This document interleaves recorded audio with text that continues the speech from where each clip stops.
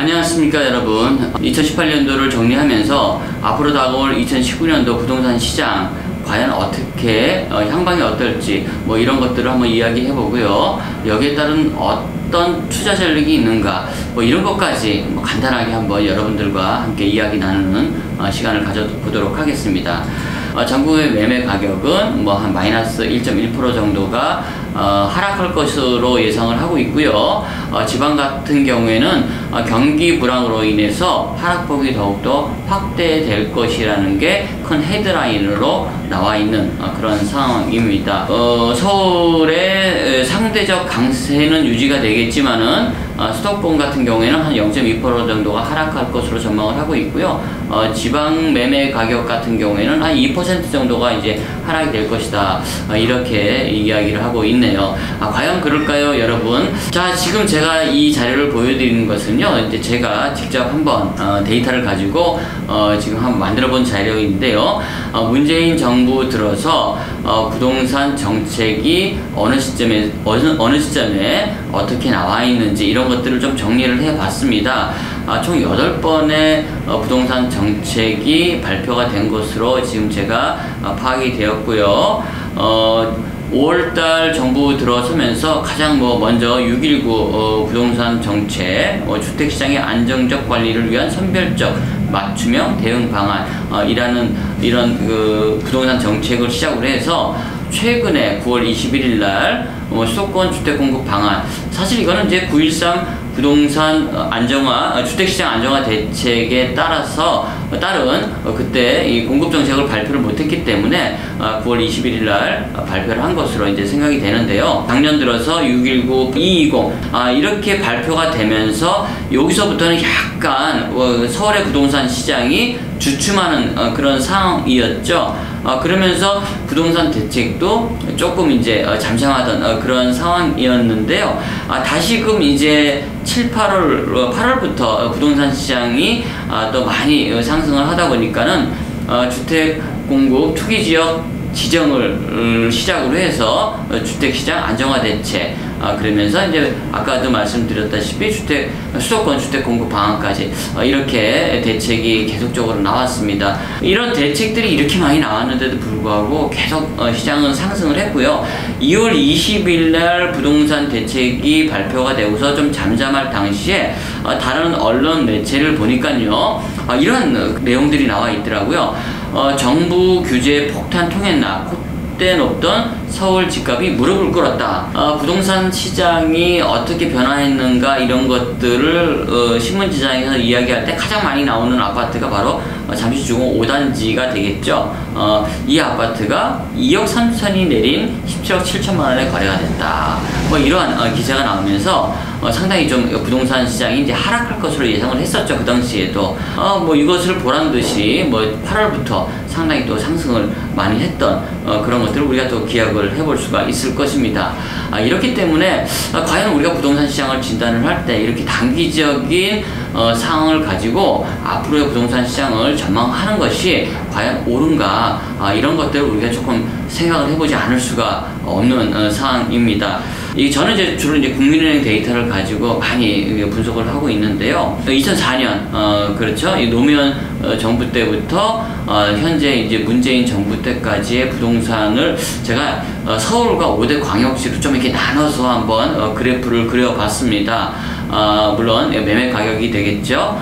이렇게 그려보니까요, 이 서울과 지방의 부동산 시장이 많이 지금 다른 양상을 좀 보여주고 있는데요. 2006년도부터 부동산이 많이 상승했던 그런 시기에 지방의 부동산 시장, 대구를 비롯해서 부산, 광주, 전주 이런 대전까지도 이런 부동산 시장들이 굉장히 좀 안 좋았던 그런 시절이 있었죠. 노무현 대통령도 이러한 부동산 가격 상승을 막기 위해서 여러 가지 부동산 대책들을 세웠지만은 단기적인 이러한 효과밖에 없었고요. 정권 내내 계속 부동산 가격이 상승하는 그러한 현상을 보였고요.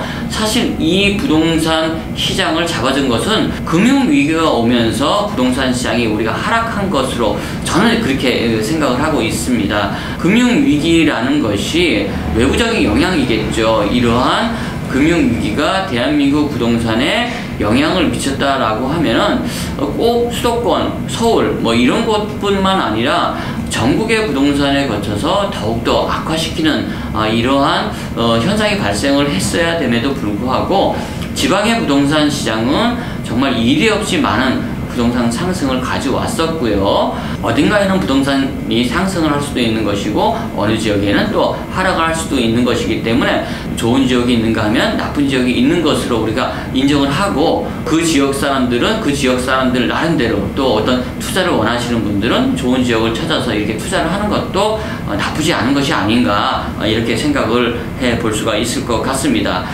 또 이런 자료를 한번 보면은요, 2006년도 우리가 아까도 말씀을 드렸지만은 굉장히 부동산 시장이 좋았던 그런 노무현 정부 때의 상황이었는데요. 2005년도 말이었죠. 2006년도 부동산 시장을 전망하는 이런 보도 자료인데요. 전국은 1.0%, 서울 같은 경우에는 2.0% 하락 전망을 했고요. 양극화의 현상이 점차 완화될 전망이라고 이렇게 진단을 하기도 했지만은 아까 우리가 그래프에서 보셨듯이 서울의 부동산 시장은 굉장히 많이 상승을 했고요.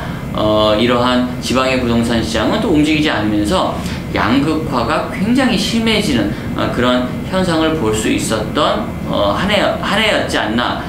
또 2014년도, 2015년도, 2014년도의 시장 결산 및 2015년도 부동산 시장 전망, 이런 것들을 보니까요, 2015년도 주택시장 전망이 낙관적이지만은 않다라는 또 이제 전망을 했던 적이 있었는데요. 우리가 알다시피 2015년도에부터 부동산 시장이 많이 가파르게 상승을 했기 때문에 이거 역시 좀 틀린 전망이 아니었나 이렇게 생각을 해볼 수도 있을 것 같습니다. 국토정책 브리프라고 해서 이것도 이제 국가기관 연구소에서 나온 자료인데요. 고압 안정 전망이 된다라고 이렇게 예측을 했었네요. 과연 여러분들 2018년도에 어떠셨습니까? 이 전망이 맞았었나요? 우리가 제가 이런 연구소라든가 이런 신문 기사 내용을 무시하려고 하는 것은 절대 아니고요. 다른 눈으로 이런 부동산 시장을 보는 것도 필요하지 않나라는 그런 생각 때문에 제가 이런 자료를 좀 준비를 해 보았습니다. 2018년도 전망을 수도권 매매 가격은 외곽 지역 간 양극화가 심화되면서 가격 보합세로 이제 전망을 했었네요.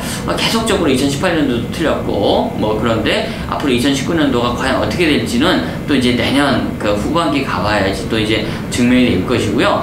꼭 이게 틀렸다고 해서 꼭 잘못된 이분들이 잘못된 내용을 발표했다라고는 저는 생각지는 않습니다. 전체적인 경기 전망이라든가 이런 것들로 봤을 때 이렇게 예측을 할 수밖에 없는 그런 상황일 수도 있지 않나 이렇게 생각을 해보는 것이죠.